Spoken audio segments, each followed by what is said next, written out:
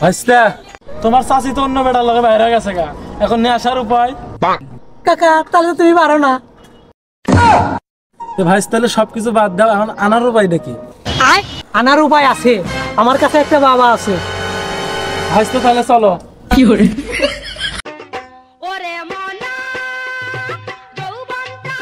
लेकिन ये साला कर क्या रहा है यहाँ पे? বাবা জঙ্গলে কে? জঙ্গলেই তো বাবার কাজ।